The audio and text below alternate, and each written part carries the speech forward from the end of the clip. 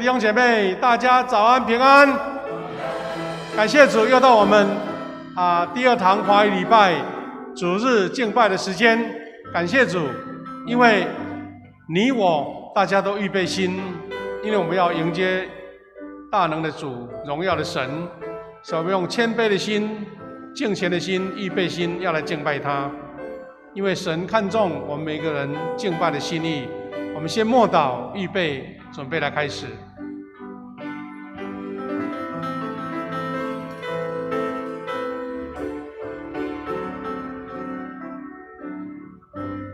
各位弟兄姐妹，诗篇95篇1到3节这样说：来呀，我们要向耶和华歌唱，向拯救我们的磐石欢呼。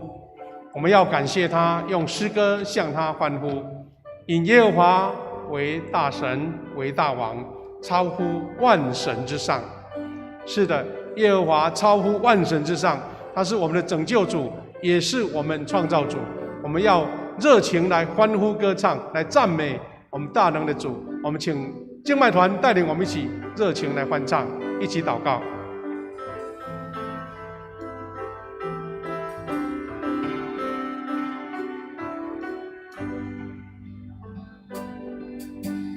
以马内利，神与我们同在，荣美君王，我心向你歌唱。以马内利，风雨中有盼望，荣耀同在，平静安详。荣耀，荣耀，荣耀，荣耀，荣耀，荣耀，你的他那无人能及。神在，神在，神在，神在，神在，神在，暴风雨中单单仰望你。是主，你是我们以马内利的神。主啊，感谢你再一次呼召我们来到你的圣殿。主，我们要来敬拜你，我们要来赞美你。主啊，无论我们此时遇到什么的情况，主，我们相信你是我们的依靠，你是我们的磐石，你必带领我们经历种种的挑战困难，引领我们来到你所应许的迦南美地。主，我们献上我们的感谢。我们这样祷告，奉靠主耶稣圣名，阿们。弟兄姊妹，我们有一些公祷事项，我们来看一下公祷事项。第二，我们为了上帝国与上帝的义来祷告，恳求主能帮助我们来切慕他的国与他的义。我们也为台湾的疫情来献上我们祷告。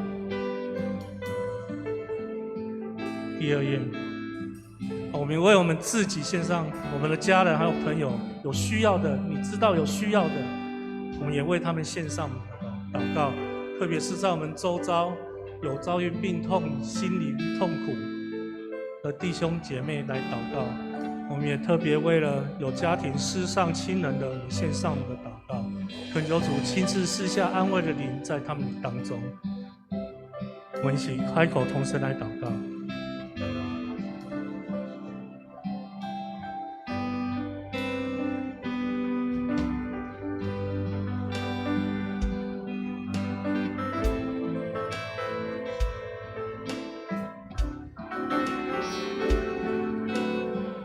现在天父，你是掌管天地万物的主，万物都降服在你的脚下。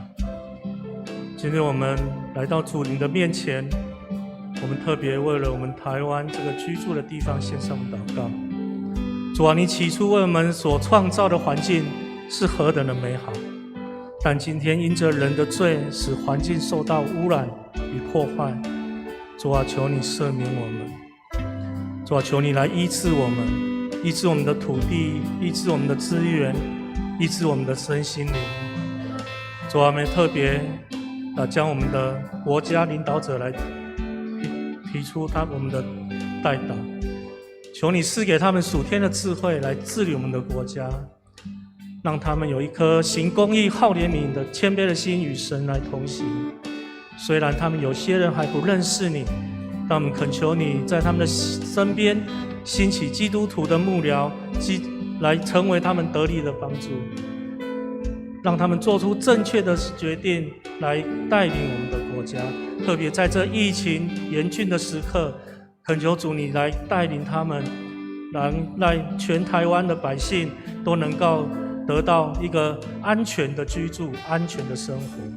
主啊，也特别为我们教会的弟兄姐妹献上我们祷告，特别是有病痛、有灵魂忧伤的，还有失去亲人朋友的。主啊，我们特别为这些弟兄姐妹献上我们祷告。主啊，你医治的大能就降临在他们的身上。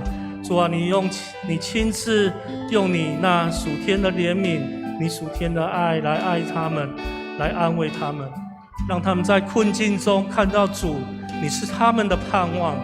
主，你必引领他们来进入你所预定的道路上。主啊，你引领他们脱离那忧伤的困境。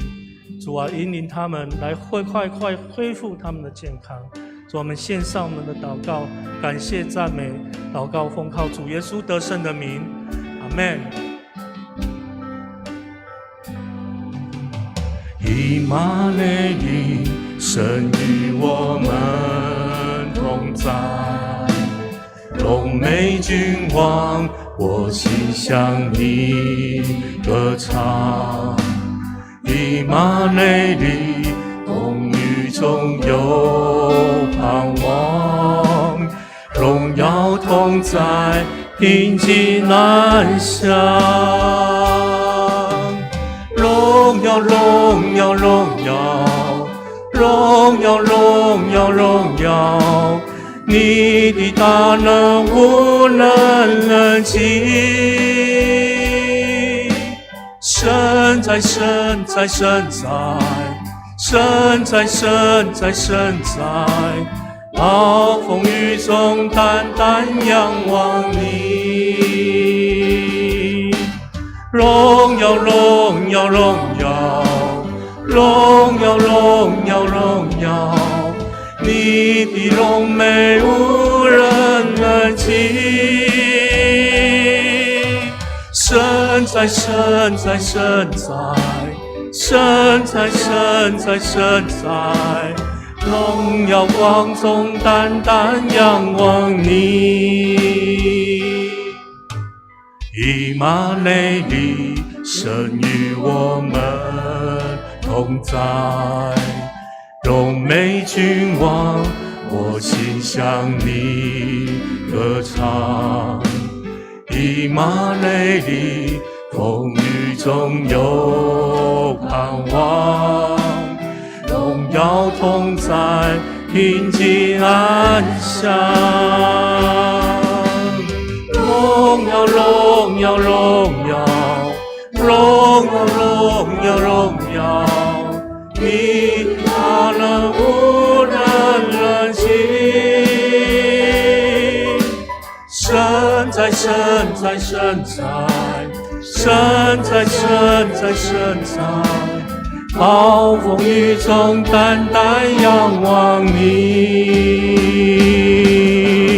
荣耀，荣耀，荣耀，荣耀，荣耀，荣耀，你的荣美无人能及。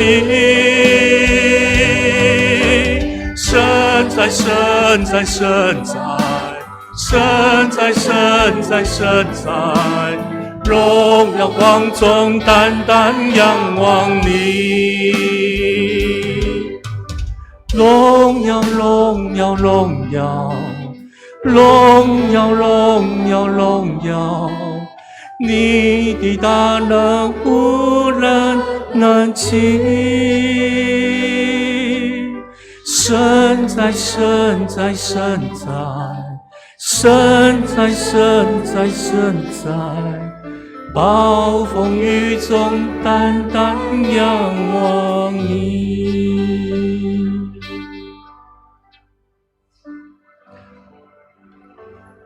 主啊，你是葡萄树，我们是枝子，没有你，我们就真的不能做什么。主啊，你是我们的高台，我们的避难所。主啊，你是我们所有的一切。有时候我们真的没有抬头来仰望你，但是你依然怜悯我们的软弱，你依然在寻找我们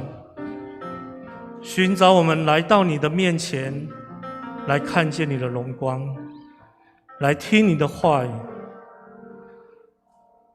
主啊，求你的圣灵此时来对我们的心来说话。主啊，我们恳求你的圣灵此时就临在我们的当中。主啊，不管是今天的诗歌，或是今天牧师所传讲的信息，主啊，求你此时亲自来对我们的心来说话。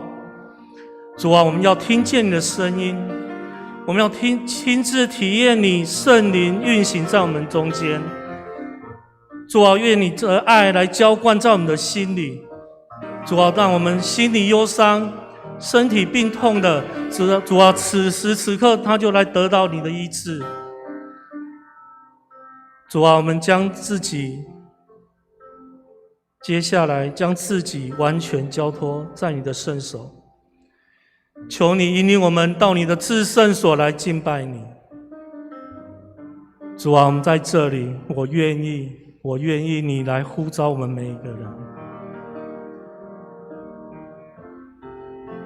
主啊，我们这样恳求祷告，都是奉靠主耶稣基督的圣名。阿们。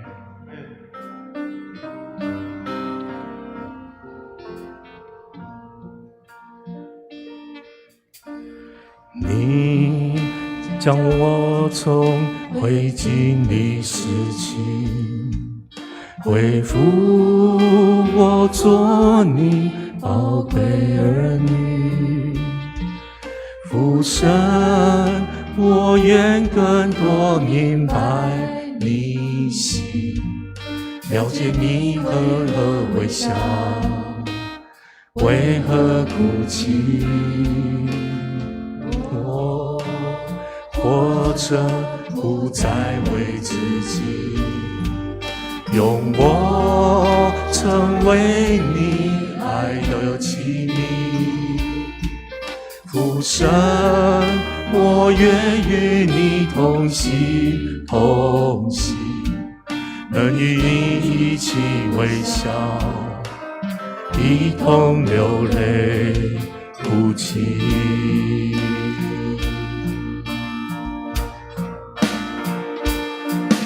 你说我对这时代有心意，你愿不愿意为我去？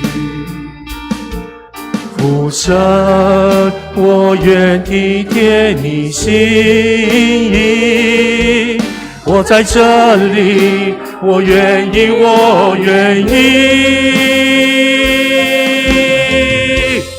我渴望看见每一颗心会转向你，听见敬拜声音在全地响起。我祷告，看见父亲的心转向儿女，儿女的心转向父亲。我盼望看见每一个人走入命地，见证生命转变的伟大神奇。我愿意成为那麦子落在土里，结出许多子粒，祝福这地。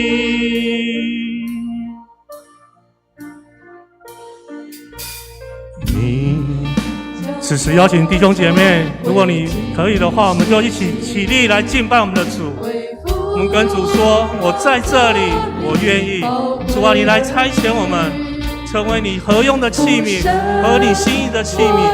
我们愿成为一粒麦子，落在土里，结出许多子粒来祝福这地。为何微笑？为何哭泣？我活着不再为自己，用我成为你爱的器皿。父神，我愿与你同行，同行，能与你一起微笑，一同流泪哭泣。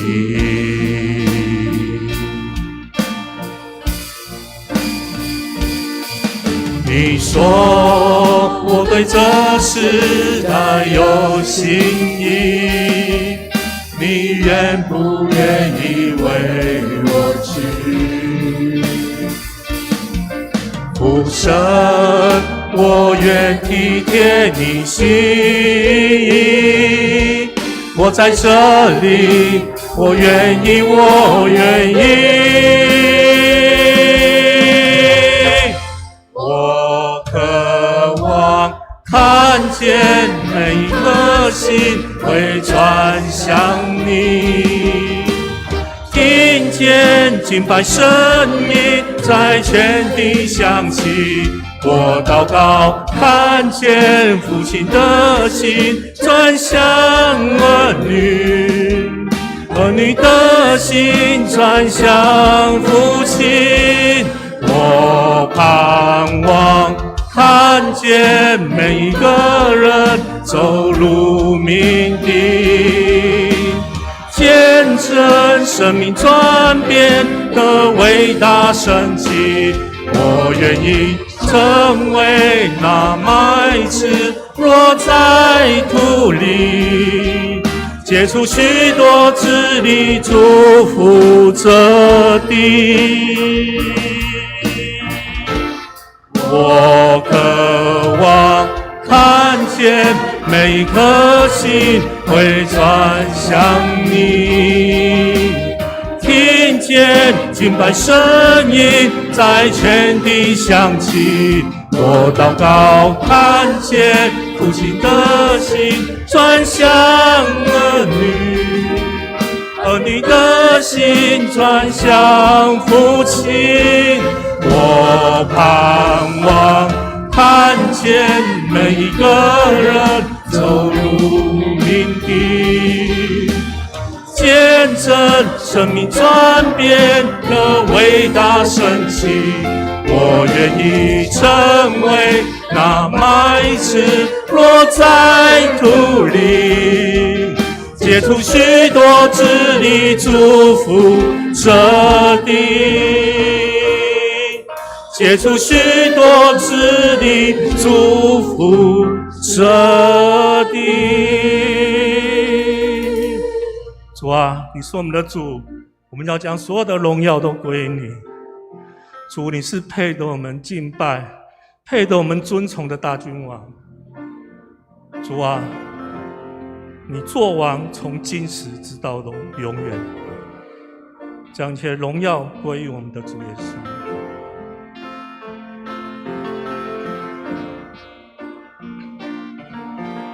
荣耀归于你，权柄归于你，羔羊已作王，从今时到永远。荣耀归于你，权柄归于你，愿颂赞永远不停息。荣耀归于你，权柄归于你，羔羊已作王，从今时到永远。荣耀归于你，权柄归于你，愿颂赞永远不停息。所有的荣耀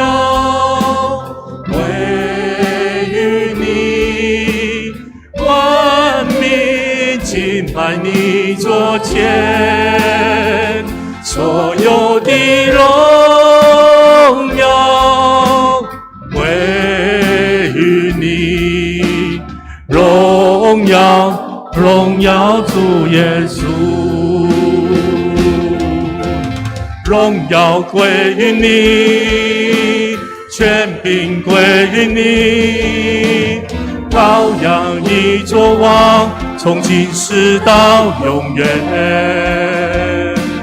荣耀归于你，权柄归于你，愿颂赞永远不停息，所有的荣耀归于你，万民敬拜你座前，所有的荣耀归于你，荣耀荣耀主耶稣，所有的荣耀归于你，万民敬拜你座前，所有的荣耀归于你，荣耀荣耀主耶稣，我们的荣耀荣耀荣耀主耶稣，荣耀荣耀主耶稣。哈利路亚，感谢主。我们的主，全能的神，我们在这边聚集来感谢你。我们在这里为要与你的连结，就像枝子与葡萄树连结，要叫我们枯干的灵能够再一次的来得到生命。也求你来赐下柔软而且可怖的心，让我们在地上的生活也可以带来天国那里奇妙的能力。我们也继续为着这世界许多受苦人来祷告，我们也为着疫情能够快的能够来结束来祈求。虽然我们人是有这么多诸多的限制，但是我们知道你是无限的神，你的眼目高过这一切。我们虽然行过死荫的幽谷，也不怕遭害，因为你的杖、你的竿都要来安慰我们。慈爱的天父，我们感谢你。我们的祈祷是这么样的不足，所以我们要一起用主教导我们的祈祷文来同心来祷告。我们在天上的父，愿人都尊你的名为圣，愿你的国降临，愿你的旨意行在地上，如同行在天上。我们日用的饮食，今日赐给我们，免我们的债，如同我们免人的债，不叫我们遇见试探，救我们脱离凶恶。因为国度、权柄、荣耀，全是你的，直到永远。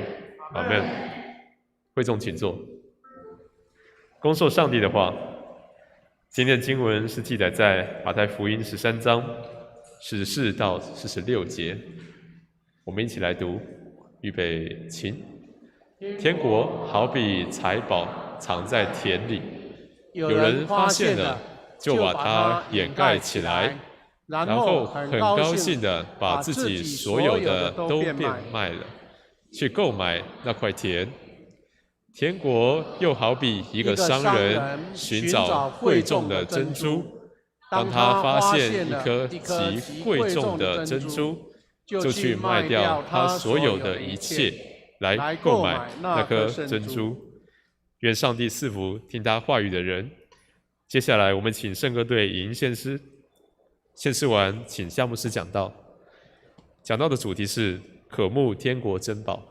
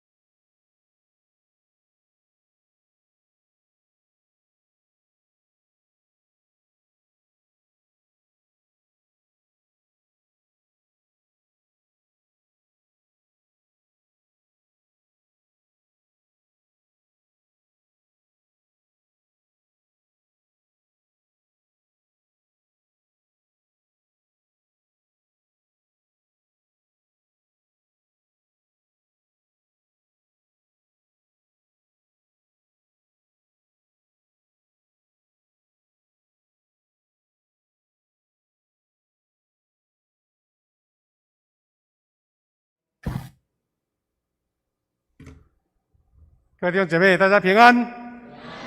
感谢主，今天神是给我们一个好的天气哈。那我们很久没有跟线上、网络上的一起敬拜的弟兄姐妹来问安了哈。所以我要邀请呢，等一下要请镜头要绕一圈哈。啊，镜头看到你的时候，你就用力摇手。啊，转向这个镜头哈！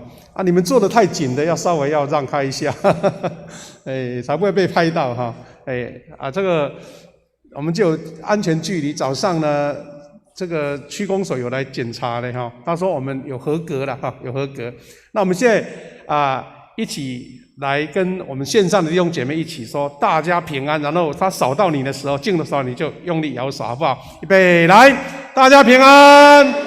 来，开始扫过来了。来，我们来向他们挥手，在镜头挥手哈，镜头挥手。感谢主，我们第二堂礼拜的弟兄姐妹哈，容纳还够啊，容纳还够。那我们可以一起在这边照规定有合格的人数来一起敬拜神哈。感谢主，好，谢谢。我们在领受主话语之前，我们一起来祷告。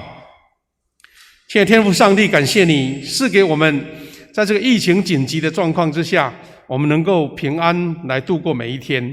虽然有很多的不方便，我们的心情难免也受影响，但是我们看到全世界还有许多的国家有那么大的一个威胁，主，我们真的要感谢主，求你保守我们，借由自己自体的一个防疫，还有我们每一个人有好的疫苗可以施打，让我们能够保全不受感染，让我们能够尽快恢复我们的健康、活泼、热闹，以及大家一起聚集那个热情与生活。主啊，我们以下要分享主你的话语。主啊，你求你圣灵亲自感动我们每一个人，来学习你话中奥妙的真理。我们这样祷告，奉耶稣的名祈求，阿们。各位弟兄姐妹，今天我们所分享的主题叫做渴慕天国珍宝哈，渴慕天国珍宝。那我们最近呢，我们好几个礼拜呢都一起来学习，有很重要的主题，一个是主耶稣所讲上帝国的真理上帝国，但是他用不同的面向，不过都是用寓言，就是用这些很简单的寓言来告诉我们。之前我们有学过一粒麦子的故事，我们也学过撒种的故事。那今天我们透过这段短短的经文，它3节里面有2个小故事当然很类似我们一起来学习一下。4节他说，天国好比财宝藏在田里，有人发现了就把它掩盖起来，然后很高兴把自己所有的都变卖了，去购买那块田地。那故事是很简单，不过里面有几个重要的点。第一个，他说天国上帝国好比，那等于不是等于啦，但是耶稣为了让当时的普罗大众，当时的整个加利利海附近这些可能是农夫，可能有的人是文盲但是他就用这个最简单的例子来说，好比天国看不见，怎么办？好比财宝藏在田里。那有财宝，而且它是放在田里面，那表示财宝不是露在泥土的表面是藏在地里面然后说有人发现了，表示说很多人可能经过那边走来走去，或是在上面耕作都没有人发现，但是有人发现。然后他说很高兴，他是迫不及待的把自己所有的都变卖了，他身上所有的身家财产能变卖的就变卖，因为要赶快捷足先登，把这块地，因为这块地不是他的，所以他要赶快把主人说，你这块地卖给我，而且一定是比平常的价格更高，主人才会让贤嘛。好了，他说为了要去购买那块地，他还要努力去挖掘，把那个宝贝真正能够挖掘出来。这是一个冒险，因为这个宝藏他如果看不清楚，认定错了，那可能要倾家荡产，对不对？那第二个经文也都很类似，不过它有不同的着重点哈。45节说，天国又好比，前面是好比，现在又好比。好，这次呢是一个商人，商人是很精明的，商人是很有眼光的，他才能够赚钱嘛哈。他说，一个商人寻找贵重的珍珠了，珍珠可能他看了很多了，普通的、假的或是瑕疵品呢，他都看过，但是他就是在专注在找一颗贵重，就是没有办法取代的稀世珍宝珍珠，然后找到了，他也是变卖一切，然后要来购买那颗珍珠。好，这两个比喻呢，都同样指向天国，把天国比喻成宝贝，但是它藏在田里。第二个是比喻天国好像珍珠，在那边是最珍贵的，但是在等候释宝的人，等候来追求寻找的人，那两种的都愿意舍弃一切，变卖一切，就是为了得到这个宝贝。弟兄姐妹，天国或是上帝国是耶稣伟大的理想。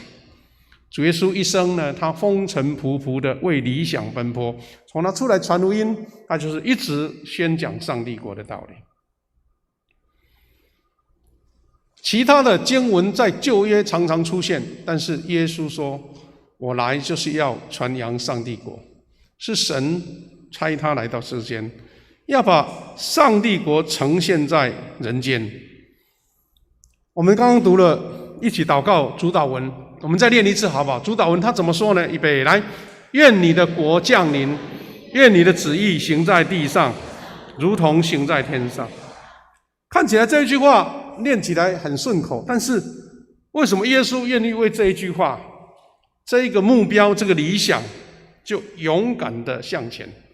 他不只是得罪了当时的宗教领袖，他甚至被赶出来，不能在会堂里面来传讲。他因为知道这个宝贝有人不认识，连在圣殿或是在宗教这些领袖他们没有发现，所以他要报给所有的这些加利利周围的居民说，你们要去找这个珍宝。我们如果看耶稣的四福音里面所做的各种的宣讲比喻是占很大的比例。那主耶稣不厌其烦用比喻来介绍他的上帝国理想。我们可以认定说，上帝国用讲的可能讲不清楚了，连这些有知识宗教领袖都不一定清楚了，或者说了解其一不了解其二，那更何况是这一些所有的贫苦的大众，这些以色列的居民。所以他就一再的用比喻，把这个最艰深或是说看不见的真理，用最实际生活随时可及的这些生活的例子来做见证。比如说用酵母，发酵，一团面可以发酵的酵母，再来是芥菜种，很小微小的那一个种子撒在地里面，它就长出可以让飞鸟来停留的芥菜种。撒种的比喻我们之前提过了，撒种子在田里，好的地里可以长成100倍。那还有撒网的比喻。那今天我们提到的是财宝跟珍珠的比喻，都是指向一个上帝国。耶稣真的是把各种可能性，尽各种可能性，把上帝国的真理讲的，让所有的贩夫走卒，所有的普罗大众都认识。但是这个两个比喻有一个小小的差异的哈，有情境上的差异，就是这个可能是一个农夫做田的人，他偶然发现的意思不是说他很懒哦，而是他平常就很认真的耕作，所以他才一直犁田嘛哈，挖掘那个石头嘛，让这个田地非常非常的好种。但是田的表土种了好的东西还其次，是因为这块田里面藏了宝贝，所以这位农夫就发现了，就当机立断去购买那块田地。第二个是有目标的一个商人，他到处去寻找这个最有价值的珍珠，哇，一直翻找，请人家介绍，但是一直在找，直到他找到了，他刻意锲而不舍的长时间的努力，终于发现了，然后他就不计一切。商人可能资金更多了，对不对？他的那个存款更多，但是他愿意为这颗珍珠来付出所有的代价。各位弟兄姐妹，我们可以从这个简单的故事，也可以看出说，那个努力的过程，我们信主或是传福音的过程也很相像。我们怎么样去找到最适切的点，发现珍宝，发现我们值得付出代价。你可能带了一个朋友，一个亲人，知道福音是宝贝，就尽力的要让他能够接受，把福音传给他，尽一切代价。所以这两个比喻的重点，我们再厘清一下。当然，珍宝我们很容易去理解哈，但是其实主耶稣讲珍宝很重要，没错，但是他不是在讲珍宝本身，因为宝贝大家都理解了，那用什么更高级的、更高贵的都可以讲，但是它重点是说，上帝国是超越珍宝的，而且你发现了，你找到了，你是积极渴慕寻求的态度跟得到的过程，那个态度、那个意志力、那个追求，是耶稣所要讲更重要的点。所以弟兄姐妹，我们得到天国宝藏的步骤，一定是要渴慕跟热情。那我们再回到这个背景，宝贝我们都理解，但是为什么耶稣会说那个宝贝藏在田里呢？真的到处可以看到宝贝吗？原来在巴勒斯坦，以前叫巴勒斯坦，这个犹太人居住的范围里面，是从古代以来一个交通要地，或是一个军事必争之地。但是也常常因为这样，各种民族来来去去，征战杀伐，所以呢，百姓在这个地方居住，常常要碰见不同的统治者。那一般的百姓，他为了保护自己，生命当然是最重要的，但是我的财产怎么办？也许军队来了，敌人来了，他跑不动，或是搬不动，所以他就把他的宝藏、把他的财产，把它挖掘放在土地里面。这个就是当时耶稣讲这个故事的背景，因为他知道很多人曾经无意中发现了宝贝，因为前一代的人他可能不知道逃到哪里去了，可能没有办法再回来，他也没告诉你说我的宝贝在这里啊，藏宝图可能就遗失了，但是有人发现了因为这种战乱之地，常常有人会把财产沉在土地里面，是为了要有一天我能够重新获得。其实弟兄姐妹，你如果有注意在看台湾的一些史地的话，台湾也是一个有历代不同统治者来到这边。最近的斯卡罗，我们有看见说，原来日本人也来这里了，美国、英国的都来这里了，更早的荷兰都来这里了。那这些统治者一来，或是外来的族群一来，就会产生征战、攻伐。原来是我的地变成别人的地，那很多人就必须把他仅有的财产把它守住。以前没有像现在有那么好的一个金融管理制度，只要我把我的钱存在银行里面，或是我的宝贝这珠宝放在银行的保险箱除非这个国家发生变乱像阿富汗一样，他们的钱被存在国外，那个神学士呢，塔利班他领不出来，就没办法有钱来发薪水了。那以前为了保存自己，特别是怎么样呢？有时候金钱它会贬值，它会变动。我们台湾曾经在战后混乱的时代，我们现在为什么叫做新台币？因为就是有旧台币嘛。那早期曾经发生，因为金融太混乱了，不得已所有旧台币取消，用新台币来替换。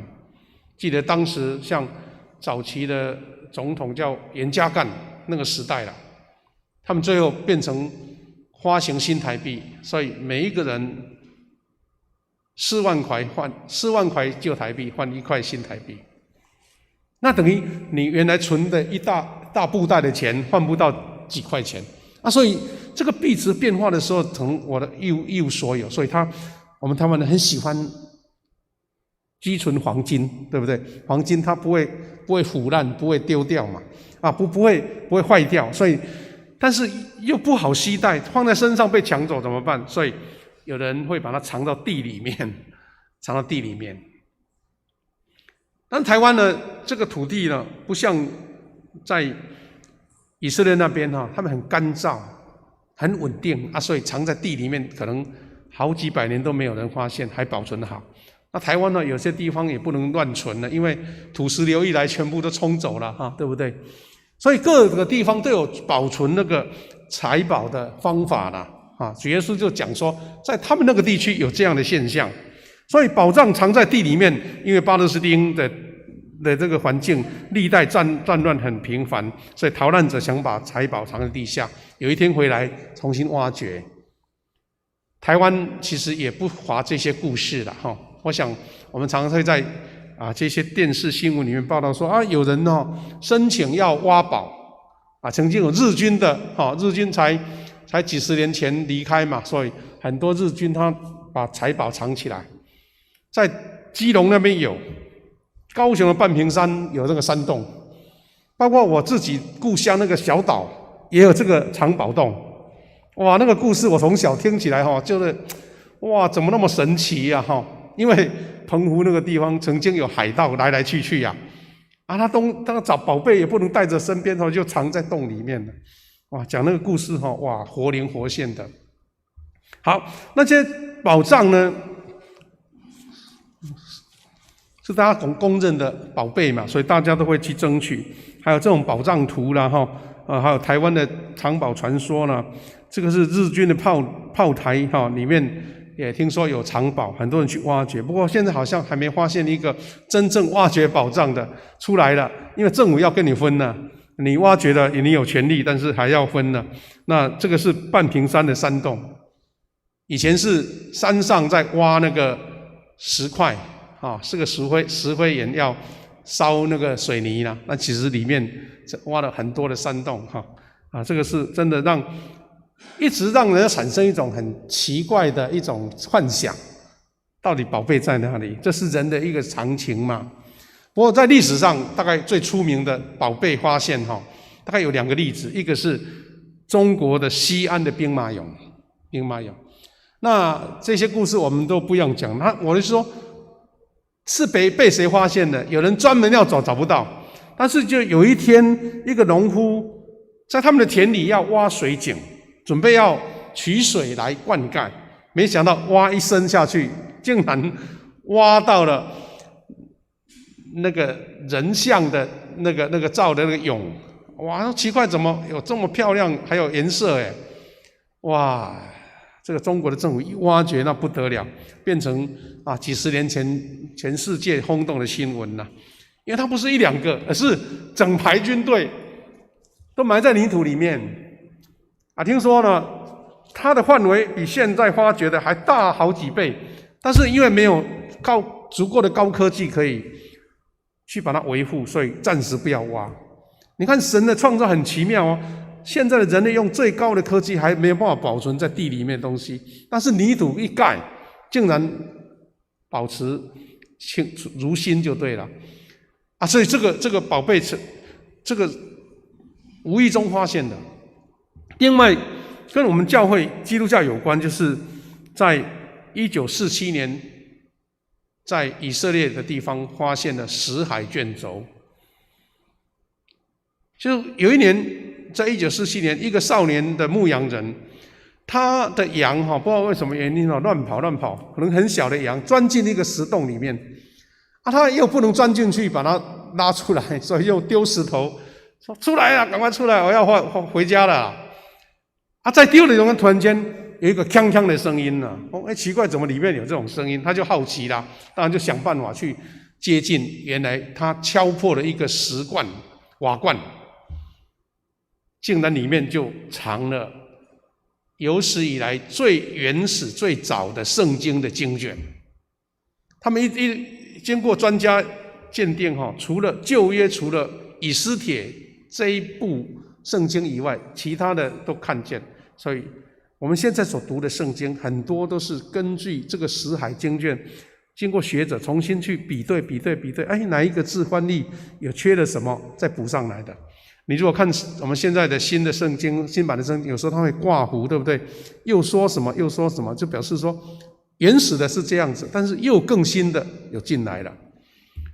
那这个也是个没有预料之中发现这个宝贝，这个是死海卷轴，在死海边边的一个山洞啊，在那个地方被找到了。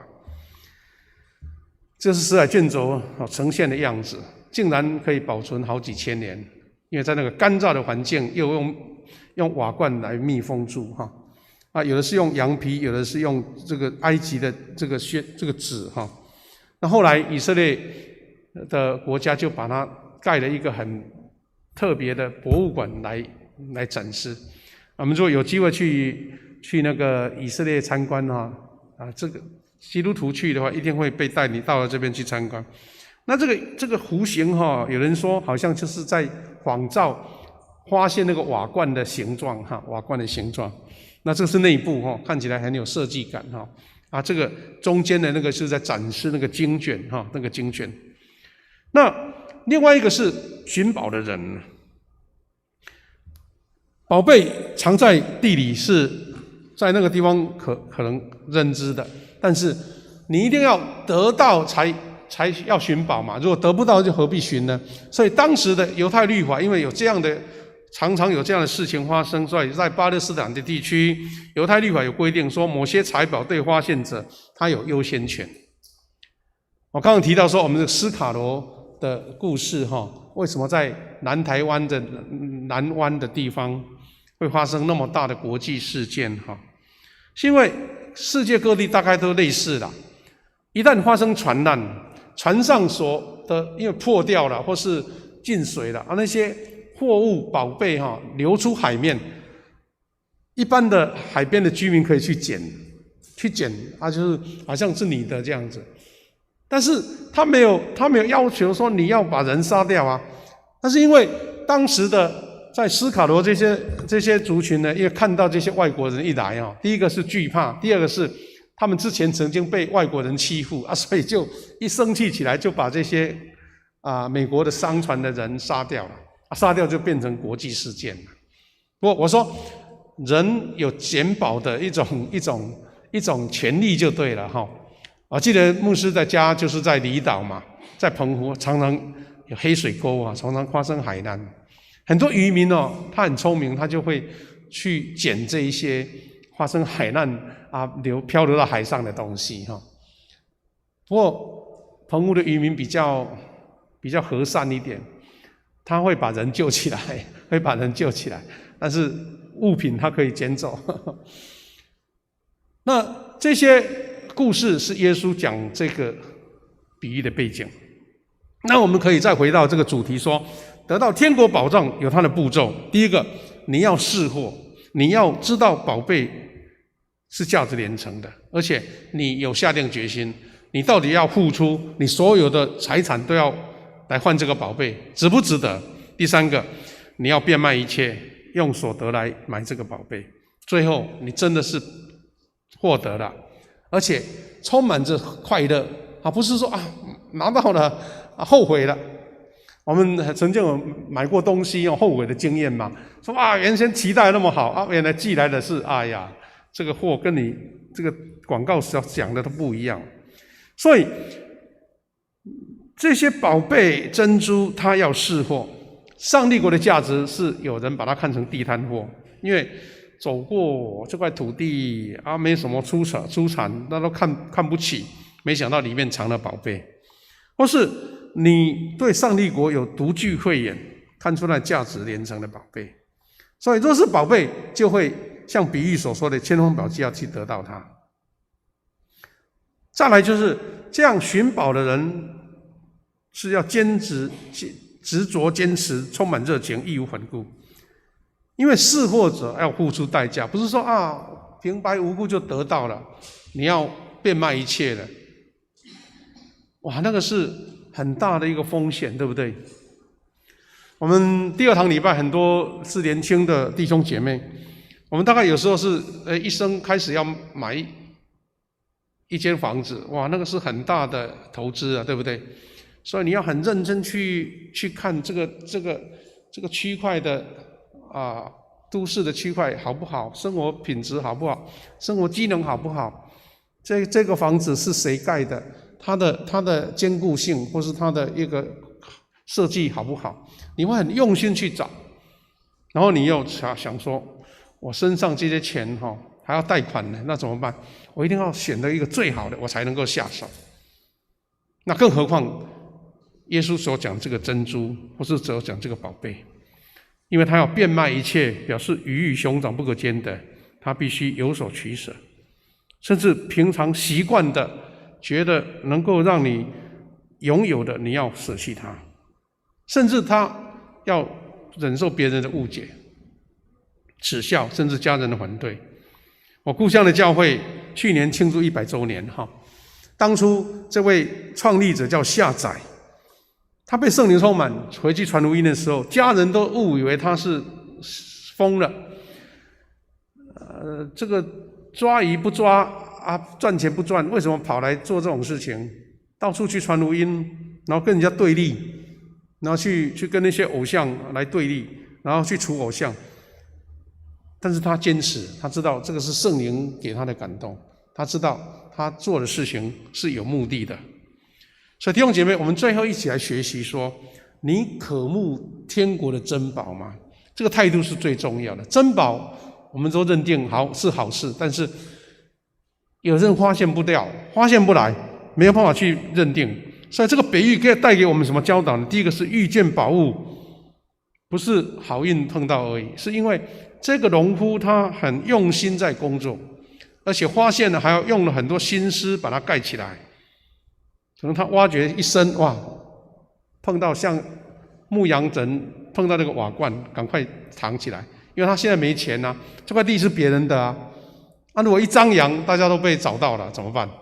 先盖好，说不定上面再种个几块，种一些植物，让他觉得说，这是一个普通的田地。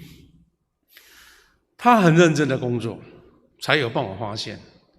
因为你走过，很多人走过都看不见啊，所以他努力挖掘，要付出钱财才能够收获得到。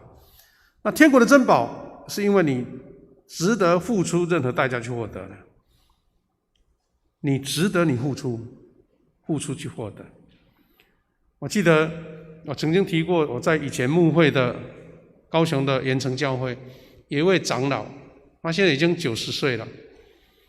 他年轻，刚好我们战后这个战后，很多人都涌到高雄，到盐城区那边，因为那边是一个新兴的一个都市，所以很多人在那边赚钱啊，还有包括在海港，很多的货物进来他在那边打拼这个创业，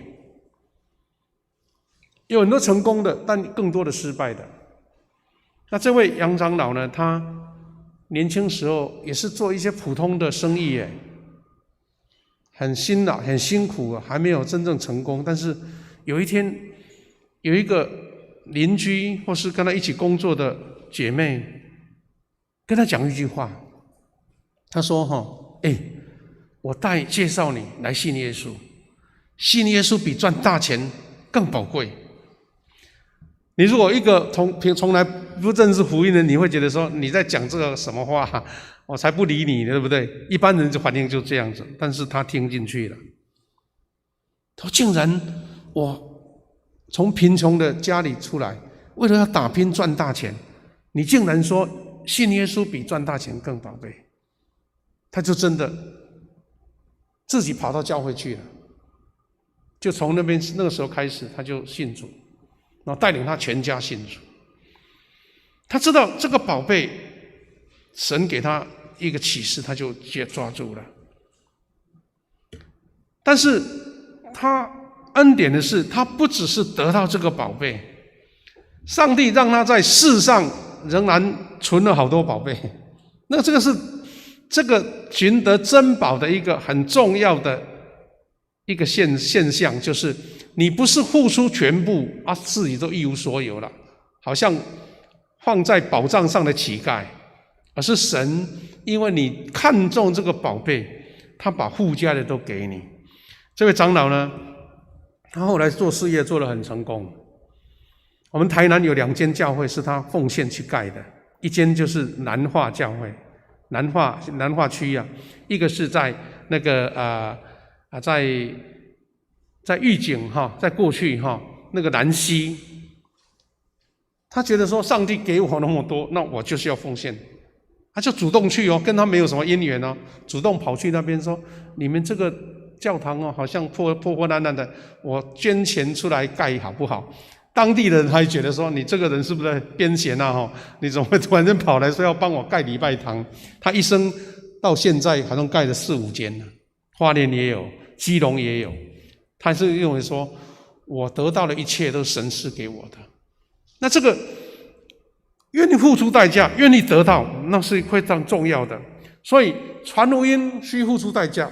你带人来信主，你要付出时间，你要付出金钱，你要付出心力，还有对方的拒绝。有时候花钱花时间还好，就是被拒绝，觉得心情很难过，你撑得住吗？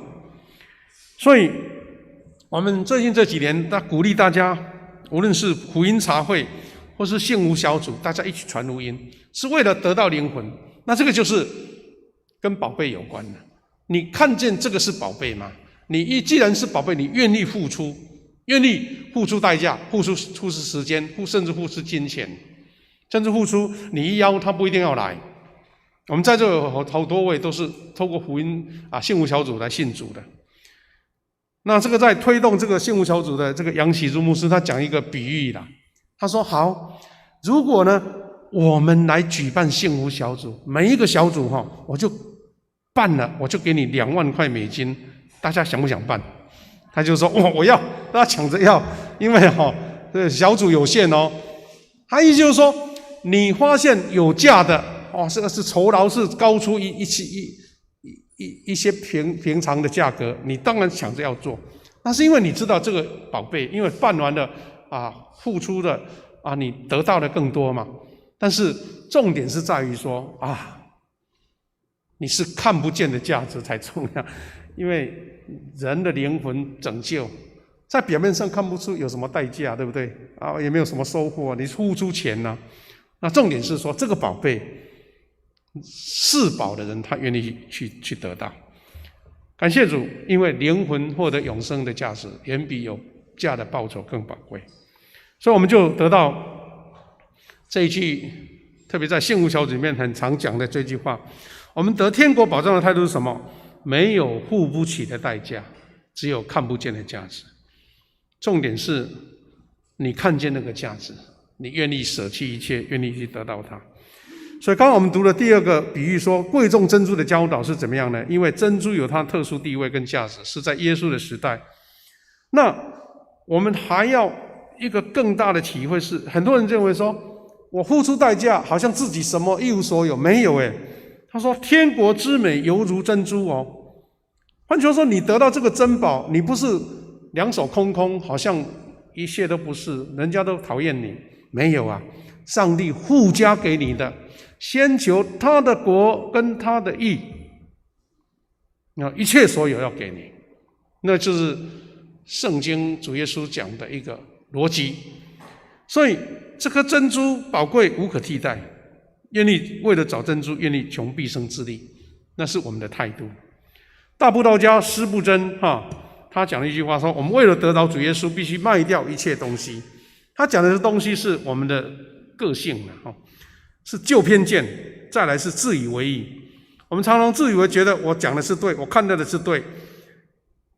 施布真说，这个比你花钱还重要，就是你要卖掉你这些不好的习性，所以要将这一切全部卖掉，好像做生意的人一样，因为要换了一个更宝贝的东西。这一个重点在这里。弟兄姐妹，我们所以不愿意付出代价，是因为你没有看重这个价值。第二个，你觉得好像我一付出什么都没了，但是耶稣说，天国像珍珠呢，宝贝呢，你得到了是更多，不是更少。而且就像保罗所说的，他说好像一无所有，却样样都有。一无所有，但是样样都有，这是人的价值观跟天国的价值观。各位弟兄姐妹，让我们一起渴慕天国的珍宝，为福音来委身。人所以愿意有动力去做，是因为你看见这个重要的宝贝，所以你无日无夜，你愿意付出一切。各位弟兄姐妹，你曾经经过青少年时代，或是经过儿童时代，我们只是在儿童时代看见一个很好的玩具，或是很好的游戏，你会付出一切，或是花了好多时间，玩不倦的。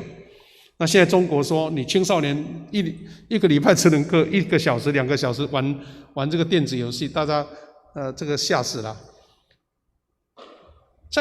在青春期，在年轻时代，你可能为了追求一个你的女朋友或男朋友，哇，感情投入啊，什么代价都愿意付出了。那就是我们那种我说讲那个热情在这里。不过这个热情可能有时候会散失掉。当时的热情可能一段时间就过了，没有办法持续，因为是人的价值。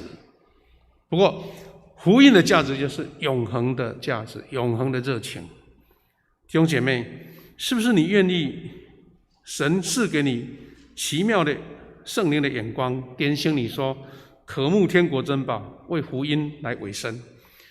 因为基督徒看见天国的价值有多高，就决定他委身传福音的心志有多大。好，所以你会发现说，这个人怎么那么笨，一天都为这个事情在忙，是因为他知道价值在那边。你一笑他的时候，是显示自己的微小，或是自己的眼光的短浅。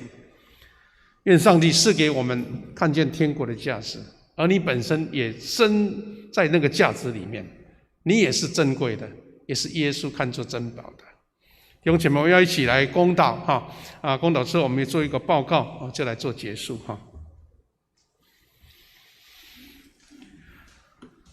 现在主耶稣，我们感谢你，让我们在这个土地、这个岛上平安的过日。虽然疫情的威胁让我们心情有时候会慌张，但是感谢你，透过大家的努力，疫情得到控制。我们疫苗也普遍在施打，无论是种哪一种疫苗，神啊，求你保守我们身体体质都能够适应。现在年轻一辈的青少年、大学生也要接受施打。主啊，他们年轻的身体、健康的身体，求你让他们适应疫苗，适应得更好。让我们台湾因为大家有疫苗的保护，大家更平安。我们也求主保守，在这段疫情控制的这个疫情的威胁的时下，我们每个人弟兄姐妹都有好的防备，心灵平静安稳，我们有喜乐来信心来度过。主啊，我们在每一个会友在疫情下，在工作、经济、事业、健康都得神的保守。虽然不方便，虽然有困难，虽然有压力，虽然有挑战，但是靠主我们必得胜。主啊，我们各教会各样的聚会、小组、团契以及门徒训练的各样工作，主啊，求你保守我们一切顺利来恢复。我们传福音的事工也不会因为疫情的影响，我们能够持续传扬主你的福音。主，我们为青少年主日学生开始回到学校了，他们在还没有打疫苗的时候，求你保护他们，他们平安健康，在学校有美好的学习。我们要为每一位会友平安健康喜乐，长辈居住生活健康平安来代祷，求你亲自保守他们。特别我们为最近教会弟兄姐妹有病痛住院的，有接受手术的，有癌细胞侵袭感到恐慌，或是在寻求医生的医治的，主啊，求你大能的恩典跟他们同在，让他们因为依靠主有信心乐观面对一切的挑战，得到神赐下特别的医治。有的在敬仰中的弟兄姐妹，也求你保守他们得到神的恩典。主啊，再次奉你们的祝福每一位弟兄姐妹，无论是在现场或是在线上。主啊，给我们渴慕的心，给我们圣灵的眼光，看见天国珍宝的宝贝。我们要得到天国珍宝，愿意付出，但是神并不是把所有的收去，而是借着这个珍宝赐给我们更多。我们是一个心灵富足的人，是神供应不缺的人。让我们因为这样愿意乐意传扬福音，带领更多的灵魂来归主，也保守我们平常工作、生活、家庭以及我们的事业都有得神的保守。我们这样恳求祷告，都是奉靠主耶稣基督得胜的名，阿们。亲爱的弟兄姐妹，我们做一个简单的报告我们就要来做奉献，以及等一下我们有一个庆生会，再来做结束那这些报告有些有重复，但是提醒一下，我们主日礼拜目前是99个人以下。刚刚第一堂我们这个区公所还跑来这边鉴定一下，到底你们真的有没有按照规矩而且我们还要写那个防疫单呢所以大家有同工建议说，有的家人可以坐在一起了，但是因为混在里面，人家以为是你故意犯错，所以尽量也许家人可以坐一区了那边的那个我们的音响室那边你们坐在一起，都知道说你们是家人家人平常在家里面都已经坐一起了嘛平常我们就按照这个红贴纸就隔开。那今天也是总会的普世事工纪念主日一起来关心这个普世的事工。那有一个提醒是我们长职在下个礼拜我们要开长职跟首长的联席会议，主要是邀请长老、执事还有服事团队的首长各位有报告有一些提案，请在礼拜4以前能够送到我们的办公室，我们嘉荣干事能够把它整合起来那在下午1点半在2楼来开会那我们可能也会预备便当了但是我们这些同工，如果说你因为有时候要1点半，可能你不在这边，所以你要吃饱午餐再来也可以，但是登记一下你需要吃便当，我们就可以预备那请大家预备心来出席。第4个是我们中保代祷事工呢，就9月开始了那有些弟兄姐妹他们各自到那个代祷室，那我们每一天都会做个清消，让各自自己也能够用酒精还有各方面的保护，让我们第41期的代祷勇士继续服侍到年底到年底。我们第1期的富强理财有道课程报名很踊跃。第1期因为它是小班制了所以已经报满了9月23到12月2号每周四晚上开课那第2梯次可以开放报名，我们可以用周报的那个网址去报名。那是什么课程呢？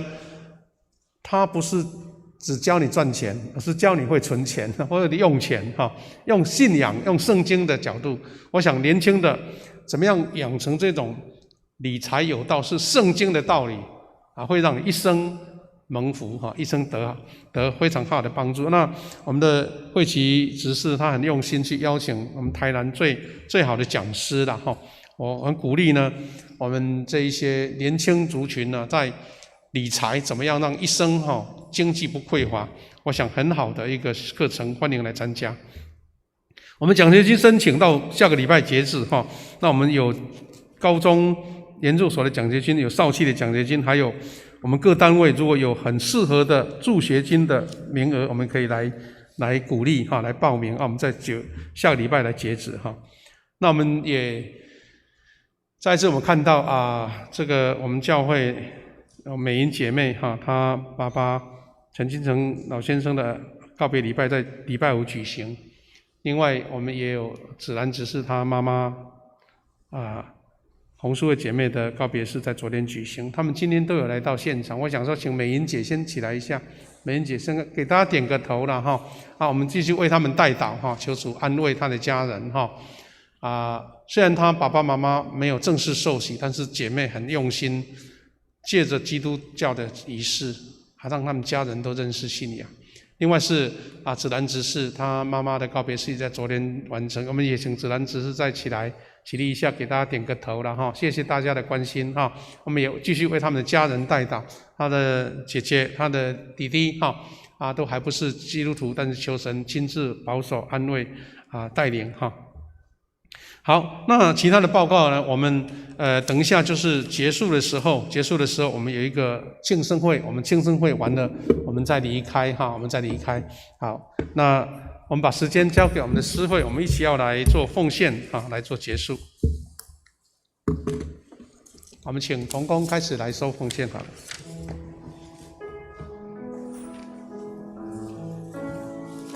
我们一起来奉献。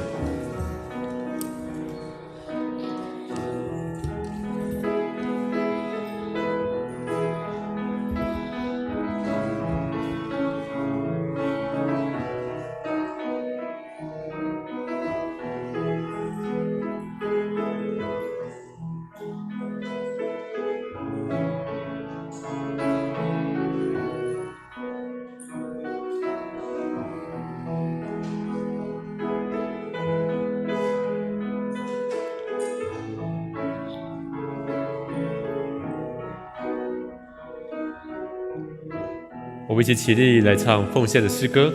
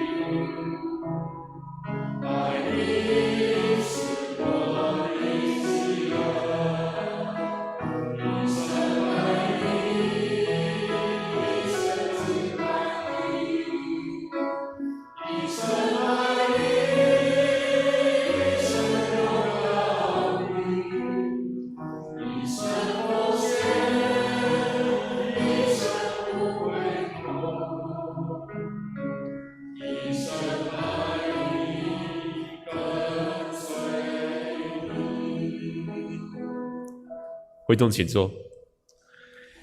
接下来我们一起来读本月的金句，是记载在诗篇42篇的8节。我们一起来念一次，请。白昼，耶和华必向我施慈爱；黑夜，我要歌颂祷告，是我生命的上帝。诗篇42篇8节。最后，我们一起起立来唱颂荣的诗歌《我的神，我的王啊》。唱完后，我们请牧师祝祷。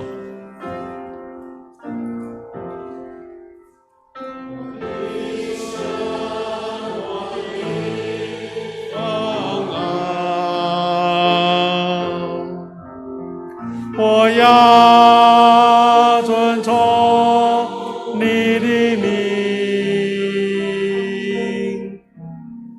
我要永远称颂你，我要天天称颂你。我们一起来领受从神来的赐福跟恩典，愿主耶稣基督的恩典、上帝的慈爱以及圣灵的保护、引导、带领、保守，并跟每一位弟兄姐妹在线上的所有的弟兄姐妹同在，从今时直到永远，阿们。阿门，阿门，阿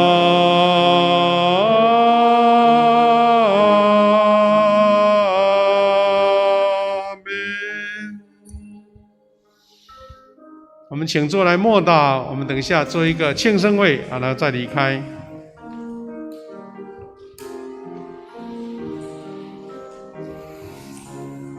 我们请同工来预备这个蛋糕了哈，象征性的来做一个祝福。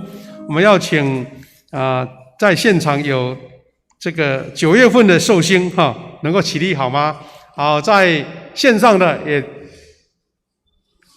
参与在这个庆生会里面。我们要唱生日快乐歌哈，国语的有没有？华语的来。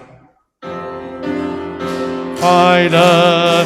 祝你生日快乐，愿主祝福给你。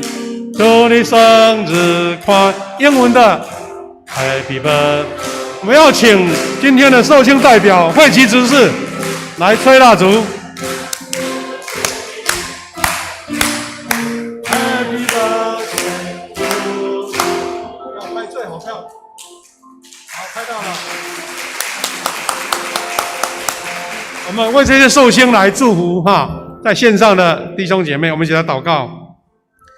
谢天父上帝，感谢你，在进入秋天的时刻，我们为9月份的寿星献上感恩跟祷告。主啊，他们在你的恩典之下，接受了家人、亲朋好友的祝福。